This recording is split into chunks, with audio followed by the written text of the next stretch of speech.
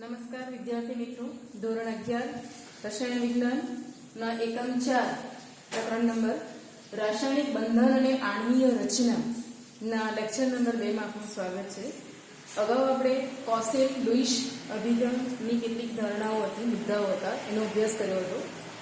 આજે આપણે જોવાનું છે અષ્ટકનો નિયમ, જેને ઓક્ટેટ રૂલ કહેવાય છે.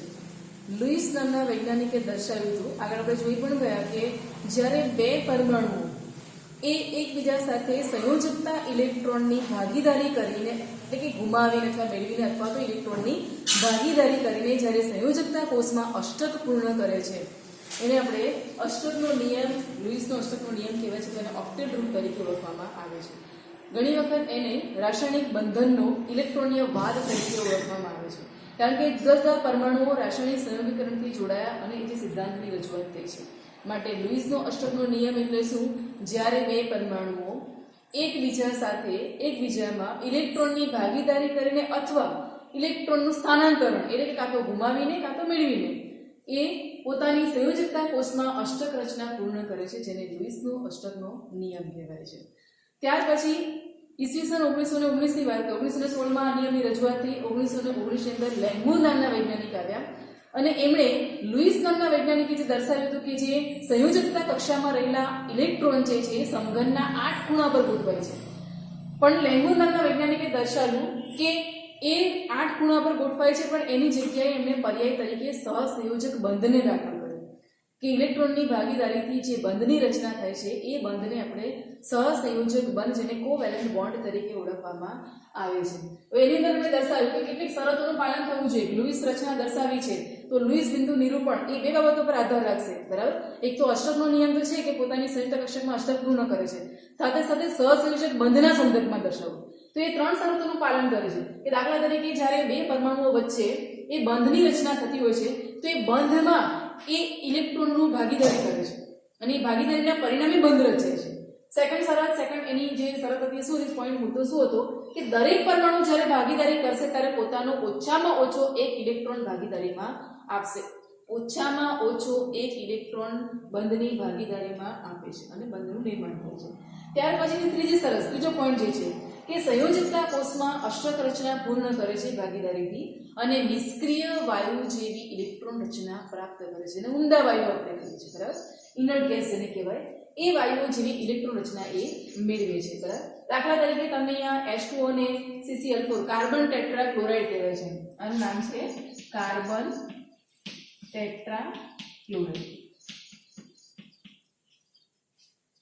એનું ઉદાહરણ દ્વારા તમને પુસ્તકની અંદર સમજાવેલું છે. આપણને ખબર છે કે H2O એટલે બે હાઇડ્રોજન છે અને એક ઓક્સિજન છે. હાઇડ્રોજનનો પરમાણુ ક્રમાંક 1 એટલે એની સંયુક્ત કક્ષાની અંદર રહેલા ઇલેક્ટ્રોન પણ કેટલા છે? 1 જ છે, બરાબર? એટલે તમે અહીંયા મૂકશો, આ ઇલેક્ટ્રોન આનો, બીજો ઇલેક્ટ્રોન આનો હાઇડ્રોજનનો છે, બરાબર? હવે અહીંયા ઓક્સિજન છે.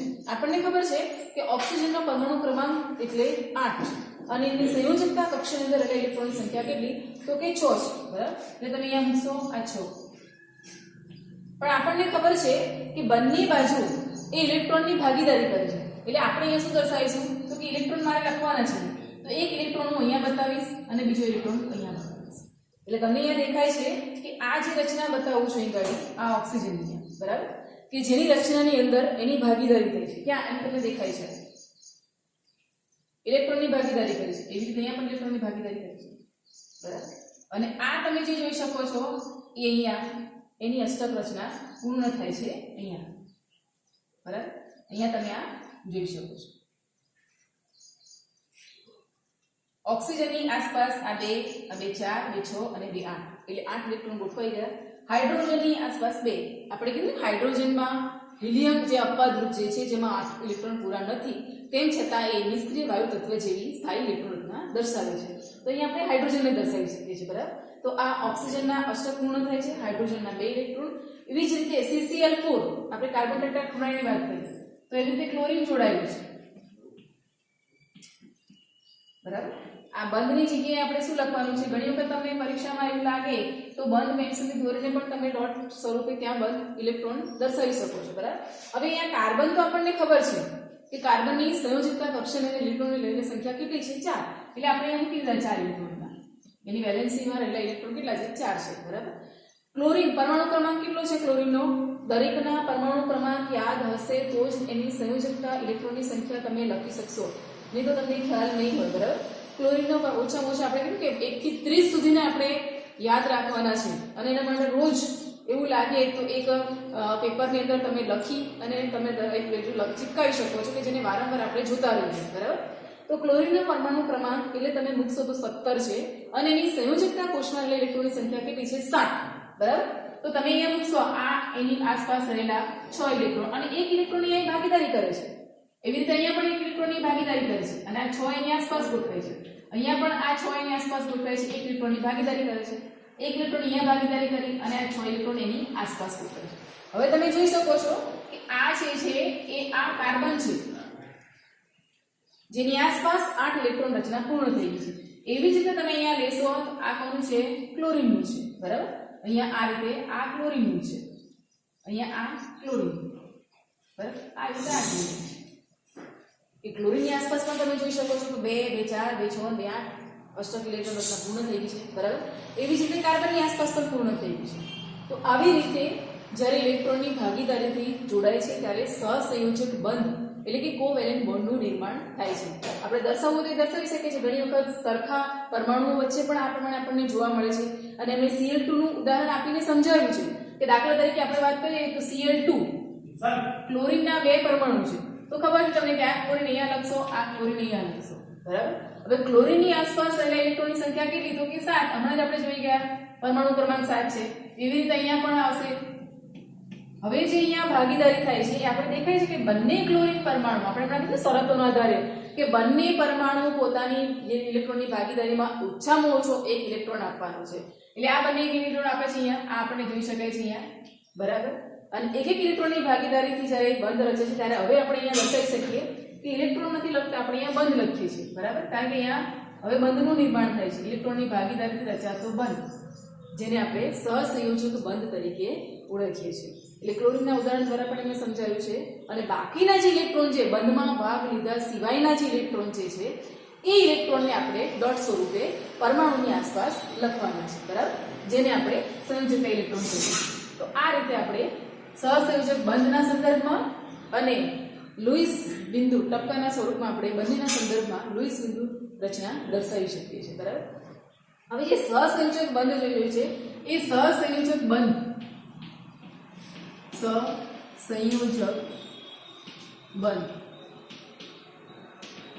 ઇલેક્ટ્રોનની ભાગીદારી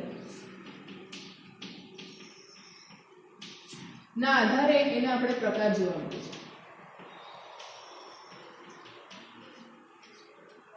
ઓછામાં ઓછો આપણે કહી દીધું કે 1 ઇલેક્ટ્રોનની ભાગીદારી કરે છે. બરાબર.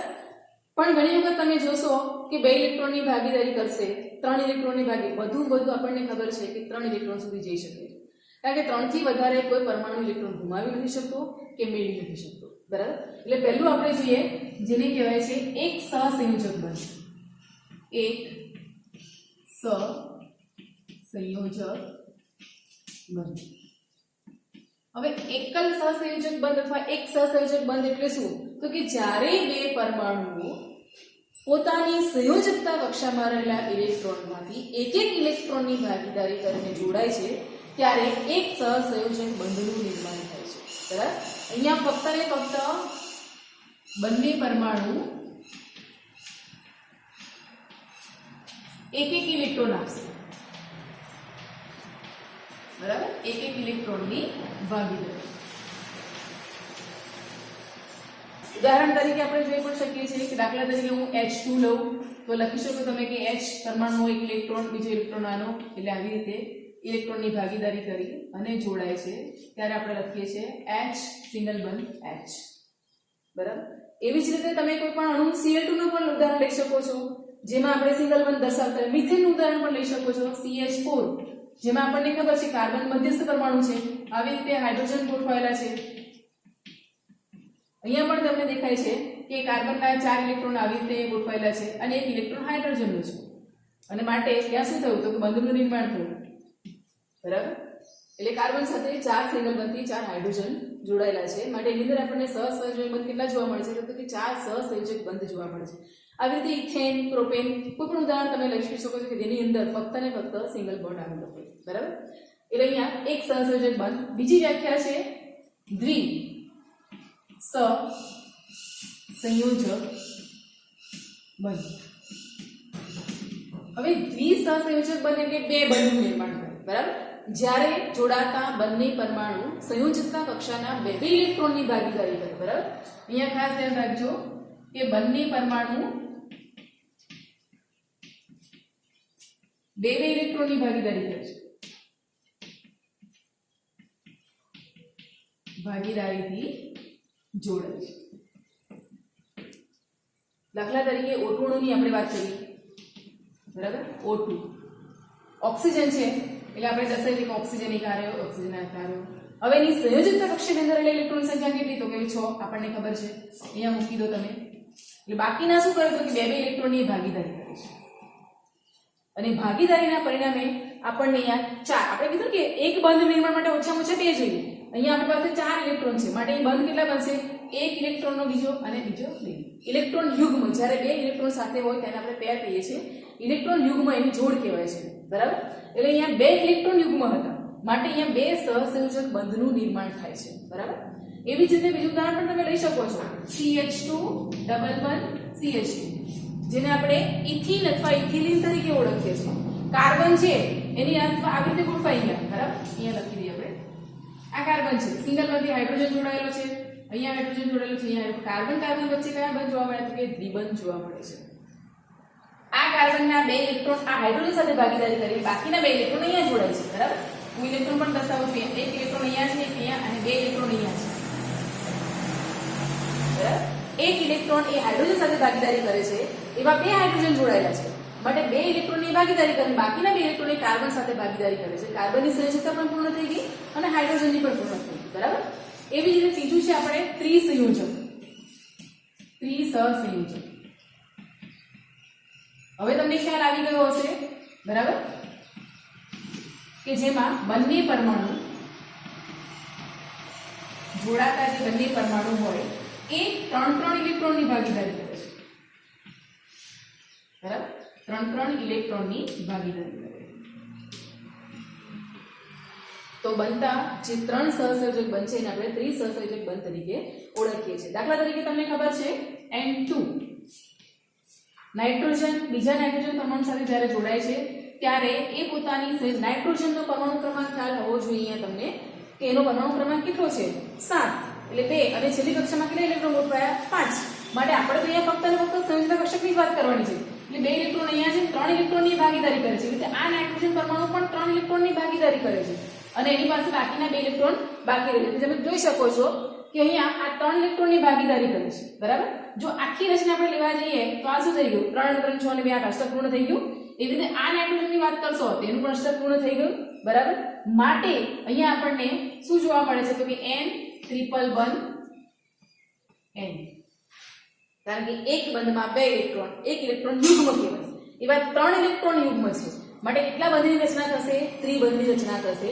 એવી જ રીતે તમે બીજું ઉદાહરણ પણ લઈ શકો છો, CH311CH, ઇથાઇન કહેવાય છે, બરાબર. ઇથાઇન અથવા જેને એસિટિલિન તરીકે ઓળખવામાં આવે છે.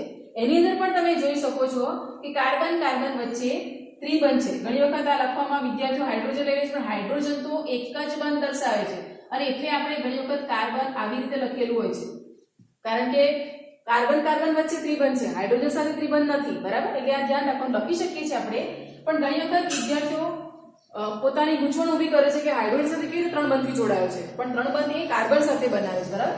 જે તમે અહીંયા લખી પણ શકો છો કે આ કાર્બન ત્રિબંધથી જોડાયો, એક હાઇડ્રોજન અહીંયા જોડાયો છે, બીજો હાઇડ્રોજન અહીંયા જોડાયો છે. એટલે કાર્બનની વેલેન્સી અહીંયા પૂરી થઈ ગઈ, તમને દેખાય છે. એવી રીતે અહીંયાની વેલેન્સી પૂરી થઈ ગઈ છે, બરાબર.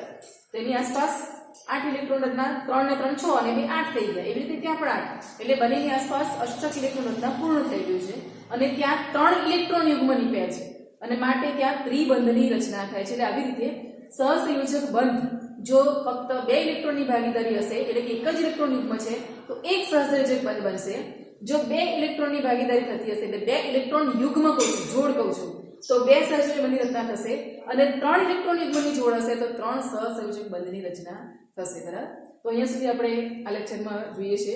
બાકીના કેટલાક એક્ઝામ્પલ તમે તમારી જાતે પણ ડ્રો કરી લુઈસ બિંદુ રચના દર્શાવવાની છે, જેની અંદર બંને સંદર્ભ લેવાના છે. એક લુઈસ બિંદુ નિરૂપણની સાથે ટપકા સ્વરૂપે આપણે બાકીના ઇલેક્ટ્રોન દર્શાવવાના, અને ત્રીજું વચ્ચે જે ભાગીદારી થાય છે ત્યાં બંધ મૂકી દેવાનું. બરાબર, જ્યાં ઇલેક્ટ્રોનની ભાગીદારી થાય છે ત્યાં બંધ મૂકવાનો અને બાકીના ઇલેક્ટ્રોનને આપણે ટપકા સ્વરૂપે દર્શાવવાના છે. એટલે નિરૂપણ બંનેના સંદર્ભમાં કહેવાય છે. બરાબર, અષ્ટકના નિયમના સંદર્ભમાં અને સહસંયોજક બંધના સંદર્ભમાં આપણે દર્શાવીએ છીએ. નમસ્તે.